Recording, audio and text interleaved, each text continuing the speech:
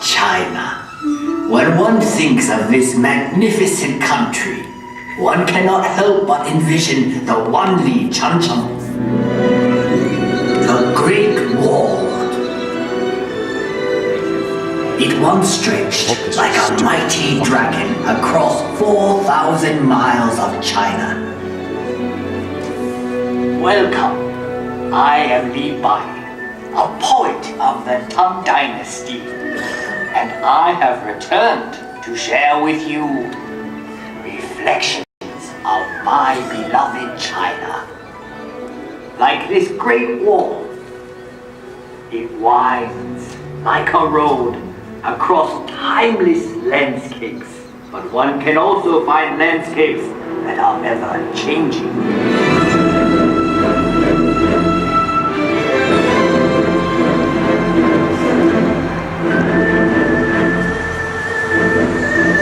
Shanghai, a city forever reinventing itself.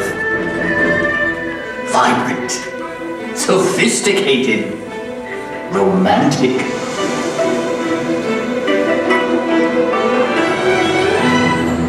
As Shanghai reflects modern China, historic Nanjing Road reflects modern Shanghai. Set your gaze across the Huangpu River and you will find a new China that reaches for the sky. Yet in this city of East meets West, one can still find treasures of Shanghai's stately European influence.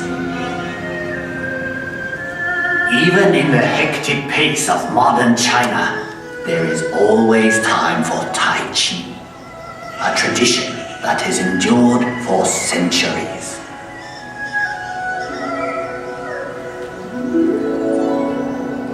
Up here on Huangshan, at the Sea of Clouds, painters and poets like myself have been inspired for generations.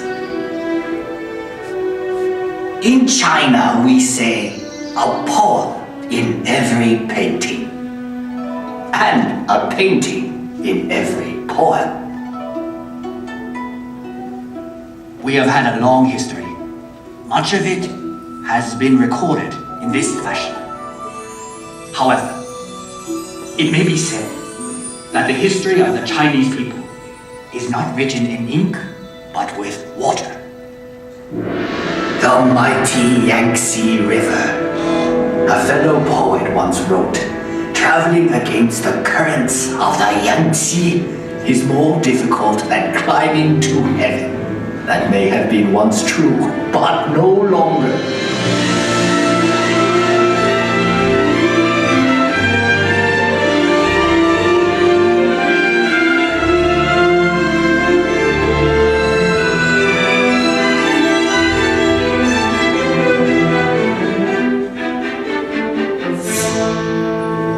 The course of this great river, through mountains and valleys, touches the lives of 500 million Chinese.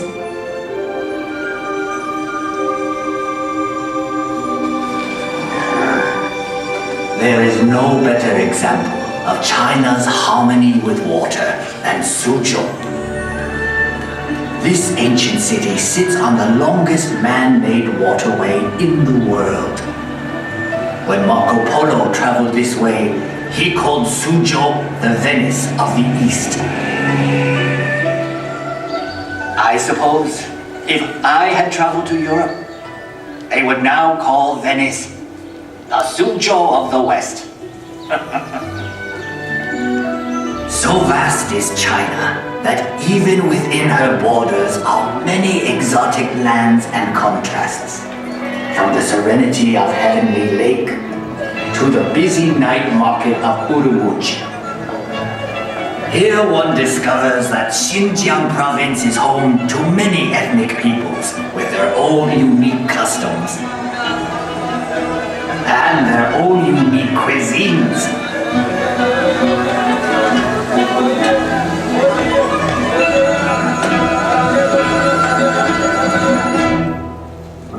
Out here in the Gobi Desert, one still finds travelers on the ancient Silk Road, the same road that over 700 years ago brought Marco Polo to these very gates. The gates of Jiaoyuguan, the extreme western end of the Great Wall.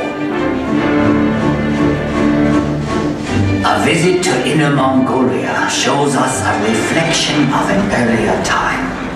Here, the nomadic people still live much as they always have.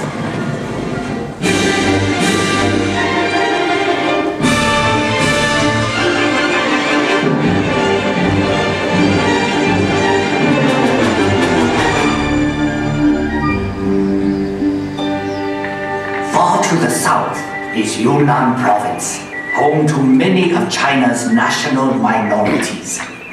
The cultures of this province are as diverse as the landscape, like the Shilin Stone Forest, one of nature's unique wonders. In the far northeast is Heilongjiang. Although winter here can last 6 months, the people celebrate by carving magical sculptures of ice.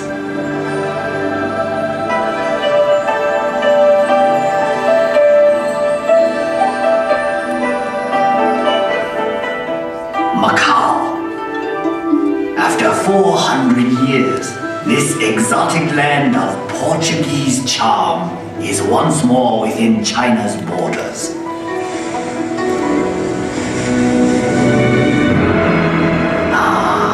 Hong Kong, one of the most exciting cities on earth. A city steeped in Western culture, but still uniquely Chinese.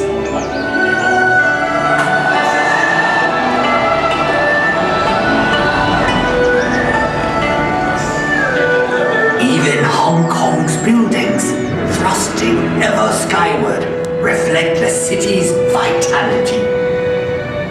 Hong Kong, ever on the move. Yes, the Chinese landscape changes swiftly, but one can also find enduring legacies that reflect our past. Everywhere one sees our history. Ancient treasures like the 9-dragon screen reflect our traditions. Dragons were a powerful symbol of the emperor's authority. For centuries, the tombs of China's emperors have been watched over by these remarkable warriors of terracotta and these figures of stone. And for 800 years, this intersection of 3 rivers has been protected by a silent sentinel, the giant Buddha of Lishan. One can find a living legacy of China's past in the world-famous Peking Opera.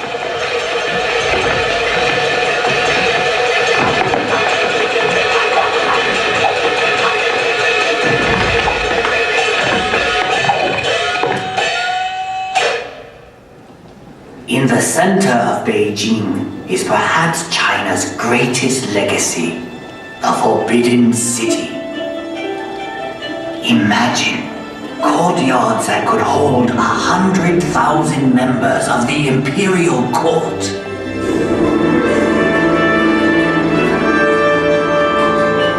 For 500 years, this vast walled city was the home of 24 emperors, the sons of heaven. But today, all the world can pass through this gate.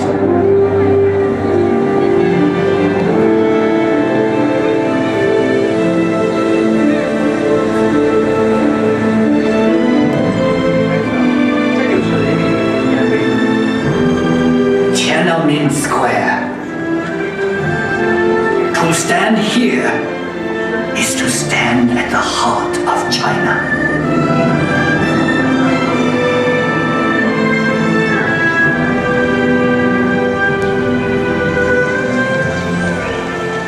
Beihai Park was once a playground for the Emperor, but now it is a playground for all of China.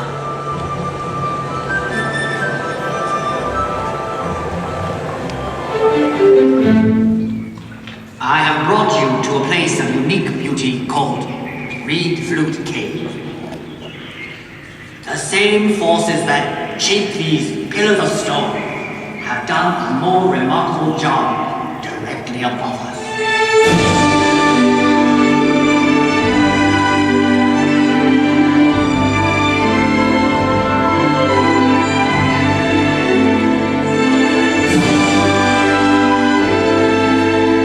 The landscape of Guilin is unsurpassed in all of China. Countless artists and poets have struggled to capture the unique beauty of this region. The Li River winds like a silver snake through these scattered dragons' teeth. I once wrote, "Whoever looks on this loses himself in eternity."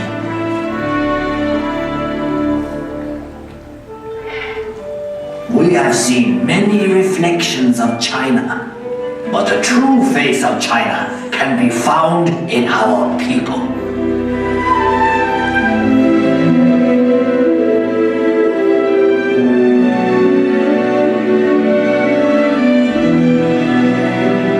We have now come full circle.